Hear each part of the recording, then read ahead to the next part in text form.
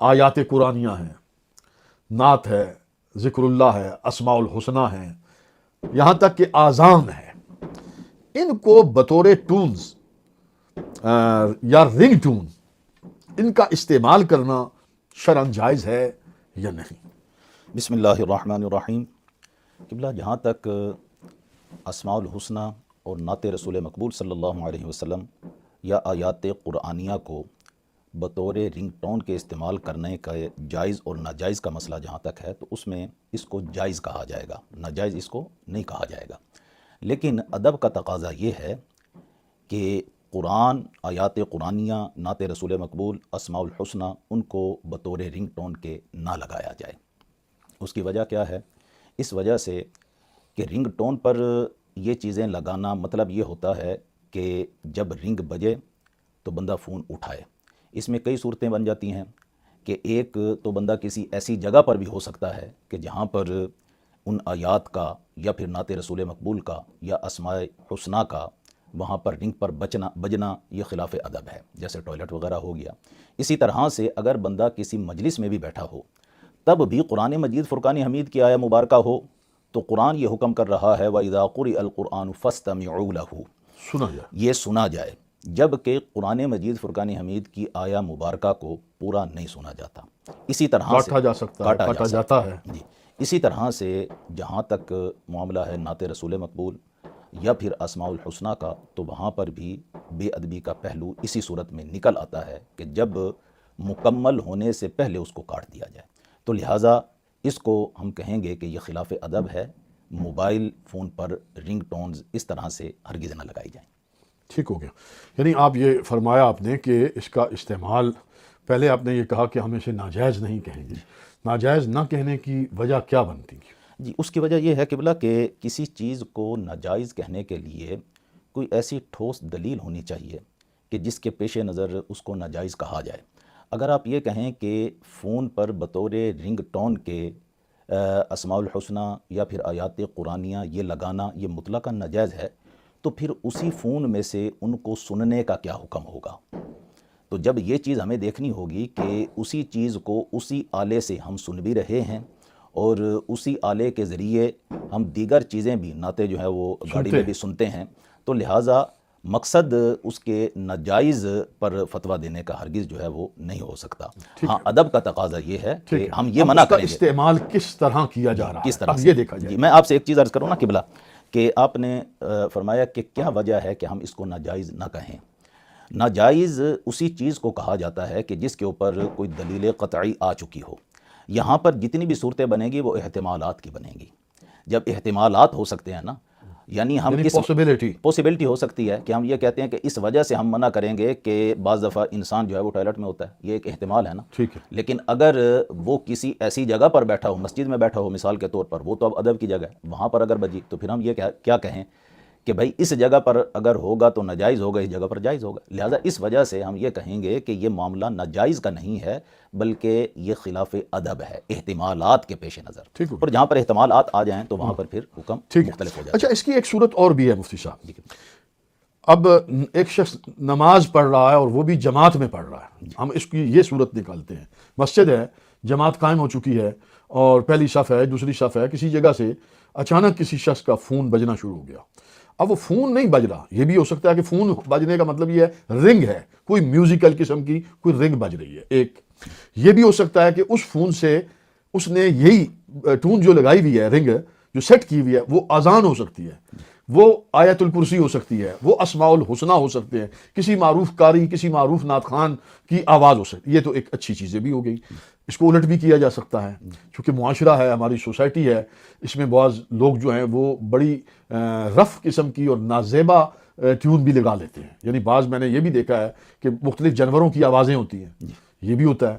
اسی طرح کچھ گانے ہوتے ہیں وہ بھی لوگوں نے سیٹ کیے ہوتے ہیں، یہاں برطانیہ میں تو اس کا بہت کم امکانات ہوتے ہیں، لیکن چونکہ ہمیں پوری دنیا میں دیکھا جا رہا ہے، میں نے اس سال پاکستان میں مشاہدہ کیا ہے کہ مسجد کے اندر ایک عورت کی آواز میں گانا بج رہا تھا اور حالت نماز میں، تو وہ کچھ دیر کے لیے تو بجا، چند سیکنڈ کے اس شخص نے بند کیا، لیکن وہ ہوا تو صحیح. پہلی بات تو یہ اس پر تنبیہ کیا ہے یہ میں چاہوں گا.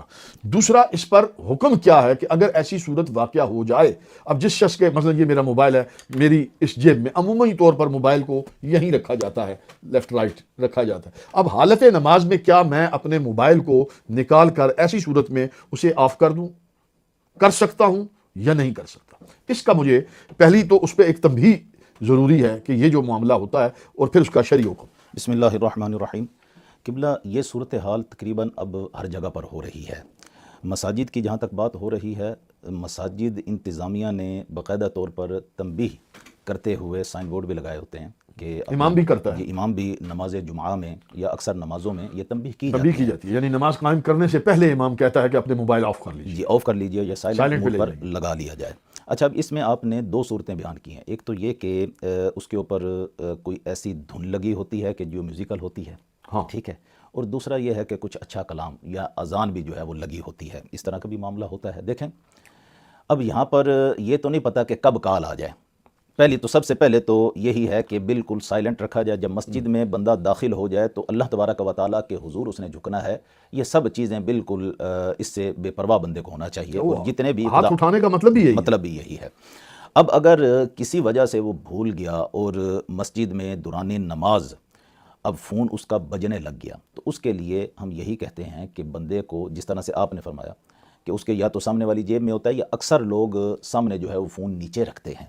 ایسی صورتحال میں فقہاء کرام نے جدید مسائل کے پیش نظر یہاں تک اجازت دی ہے کہ عمل قلیل کے ذریعے سے اس چیز کو ختم کر دیا جائے تاکہ دوسروں کے لیے وہ کسی قسم کی دشواری کا یا پرابلم کا سبب نہ بنے. جبکہ ایسا اکثر ہوتا ہے کہ مسلسل فون بجے جا رہا ہوتا ہے, امام بھی جس سے ڈسٹرب ہو رہا ہوتا ہے اور مقتدی بھی ہو رہے ہوتے ہیں, اور پھر بعد میں یہ بھی دیکھا گیا ہے کہ اس شخص کی اپنی جو ہے وہ ہتک کی جاتی ہے.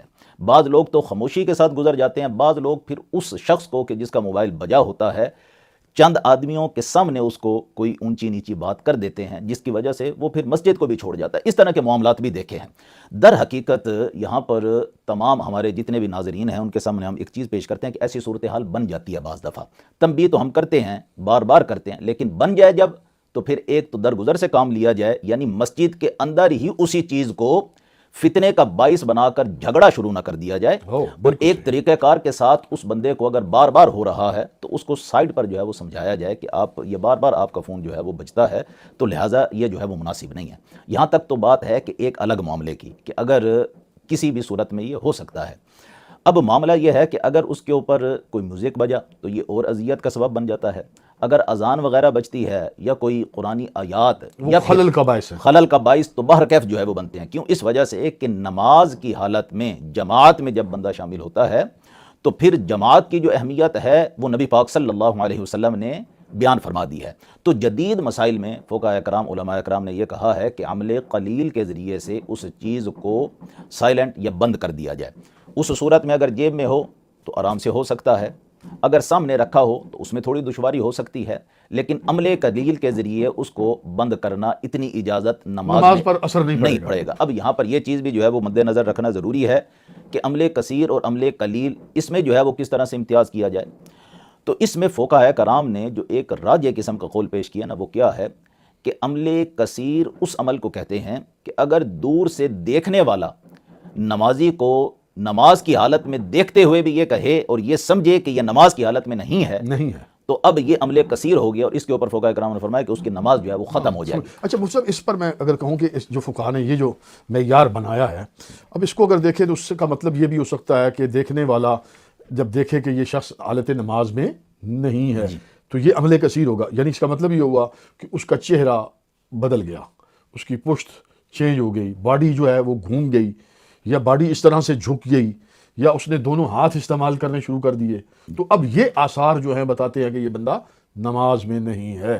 لیکن اگر حالت نماز میں ایک ہاتھ کا استعمال کر کے موبائل کو بند کر دیا جائے تو یہ عمل کثیر نہیں بلکہ عمل قلیل ہوگا. اسی میں آپ مجھے یہ بھی بتا دیں کہ اس کی ٹوپی گر گئی ہے, تو کیا اسی عمل قلیل کے ذریعے ٹوپی دوبارہ پہن سکتا ہے حالت نماز میں؟ جی بالکل پہن سکتا ہے, لیکن اگر گر جائے تو یہی ہے کہ وہ نہ اٹھائے، وہ نہ اٹھائے، وہ چھوڑ دے وہاں پر. کیوں کہ دوبارہ بھی گر سکتی ہے، دوبارہ بھی گر سکتی ہے، اور وہ اس پہ نماز کے اوپر بغیر ٹوپی کے کوئی اثر بھی نہیں پڑے گا، کوئی اثر چونکہ وہ صرف جسٹ خلاف سنت ہے. ننگے سر نماز پڑھنا یہ سنت کے خلاف ہے. بعض تو علماء نے لکھا ہے کہ اگر کسی کو خشوع خضوع لذت بغیر ٹوپی کے پڑھنے میں زیادہ ہاں بالکل، وہ تو اپنی عمومی بات کرتے ہیں، لیکن بغیر ٹوپی کے نماز ہو جاتی ہے. لیکن ہم یہ تعلیم نہیں کوئی کر رہے، بلکہ سنت طریقہ تو امامے اور ٹوپی کا ہے. جہاں تک وہ تو نماز فاسد ہوگی، بالکل ختم. وہ تو دیکھنے والا یہ کہے گا کہ یہ نماز میں. اچھا، اب دیکھنے والا یہ کہے کہ یہ نماز میں نہیں ہے، اس میں اب ایک بندے کا منہ جو ہے وہ قبلے کی طرف ہے، لیکن وہ بار بار اگر اپنے ہاتھ ہلا رہا ہے قیام کی حالت میں، تو اب دیکھنے والا یہی سمجھے گا کہ یہ بندہ نماز نہیں پڑھ رہا، شاید ویسے ہی اسی طرف کھڑا ہوا ہے. تو اب قیام خود ایک رکن ہے، مستقل طور پر ایک رکن ہے. تو اس قیام کی صورت میں بھی اگر عمل قلیل کے ساتھ کوئی عمل آپ نے کرنا ہے تو اس میں 1 یا 2 بار کی اجازت ہوگی. اسی طرح موبائل کو ہاتھ میں اٹھایا ہوا ہے، ہاتھ میں اٹھا لیا، یا مصحف مبارک کو، کلام مجید کو ہی ہاتھ میں اٹھا کر حالت نماز میں دیکھ کر قرات کرنا، چاہے وہ نماز فرض ہے چاہے وہ نماز نفل ہے، یہ کیسا ہوگا؟ جی، اس میں اب جو ہے نا وہ اٹھانے کا معاملہ نہیں آ جاتا، اس میں معاملہ آ جاتا ہے کہ دیکھ کر تلاوت کرنے کا، یہ معاملہ آ جاتا ہے. جبکہ آپ ناظرین کو میں یہ چیز عرض کرنا چاہتا ہوں کہ بطور مسلمان قرآن مجید فرقان حمید کی ایک آیہ مبارکہ ہر مومن ہر مومنہ کو زبانی یاد ہونا یہ فرض ہے اس کے اوپر. تو جہاں پر دیکھ کر تلاوت کرنے کا معاملہ ہے وہاں پر فقہاء کرام یہ فرماتے ہیں کہ دیکھ کر نماز کی صورت میں تلاوت کرنا مصحف کو دیکھ کر، یہ بھی اسی طرف بتاتا ہے کہ یہ بندہ نماز میں نہیں ہے. تو یہ عمل کثیر ہے، یہ عمل کثیر ہے اور منع. لیکن اس میں تو 2 چیزیں پائی جائیں گی. میں نے جو سوال کیا ہے اس میں 2 چیزیں ہیں. ایک تو جو آپ نے جواب دیا ہے کہ عمل کثیر کی یہ صورت فقہاء نے دیکھ کر پڑھنے پر حکم لگایا ہے، لیکن دیکھ کر پڑھنے کے لیے 2 طریقے ہو سکتے ہیں. ایک طریقہ جو سوال میں آیا ہے کہ وہ مصحف اس نے ہاتھ میں اٹھایا ہوا ہے اور موبائل ہاتھ میں اٹھایا ہوا ہے، اور دوسری صورت ہے کہ سامنے دیوار پہ لکھا ہوا ہے، دیوار پہ سے دونوں مختلف سچویشن ہو جائیں گی. اس میں کیا دونوں چیزیں پائی جائیں گی، عمل کثیر اور وہ حکم کے دیکھ کر نہیں پڑھا جا سکتا، دونوں چیزیں؟ جی بالکل. میں آپ سے یہاں پر یہ چیز عرض کرنا چاہوں گا کہ جیسے کوئی یعنی نماز کی حالت میں سامنے کوئی چیز لٹکی ہوتی ہے جس کے اوپر آیات قرآنیہ لکھی ہوتی ہیں، یا جس صورت کو آپ بیان کر رہے ہیں کہ بعض دفعہ نماز میں سامنے جو ہے وہ بندہ کھڑا ہو تو ٹیلی ویژن وغیرہ یہ سکرینیں لگی ہوتی ہیں، اس کے اوپر بھی چیزیں جو ہے وہ شو ہو رہی ہوتی ہیں. خاص کر رمضان المبارک میں بعض مساجد میں یہ سسٹم ہوتا ہے. تو اب یہ جو صورت بنے گی نا، یہ بھی دیکھ کر ہی پڑھنے کے یہی صورت ہے. جی، تو اس وجہ سے فقہاء کرام نے یہاں پر یہ چیز دیکھیں. نماز کی جو احسن صورت ہے وہ کیا ہے کہ آپ کی آنکھیں کس جگہ پر ہونی چاہیے، ٹھیک ہے، وہ سجدے والی جگہ پر ہونی چاہیے، ٹھیک ہے. نماز کی سنتوں میں سے یہ ایک سنت ہے، آداب ہے، اس کا ایک آداب ہے. تو اگر بندہ جو ہے وہ نظر اٹھا کر کھڑا ہو اور پھر پڑھنا وہ زبان کے ساتھ ہوتا ہے، یعنی اگر دل میں کوئی چیز وہ دہرا رہا ہے تو وہ پڑھنے کے حکم میں نہیں آئے گا اگرچہ سامنے جو ہے وہ لگی ہوئی ہے، لیکن اگر زبان کے ساتھ وہ ادا کر رہا ہے اور ہے وہ نماز کی صورت میں، اور اس سے اوپر جماعت کی صورت میں آ جائے تو پھر معاملہ اور ہے. اگر انفرادی طور پر نماز ادا کر رہا ہے تو پھر بھی اس کے لیے حکم یہی ہے کہ وہ نماز کی حالت میں دیکھ کر کوئی چیز تلاوت نہیں کر سکتا.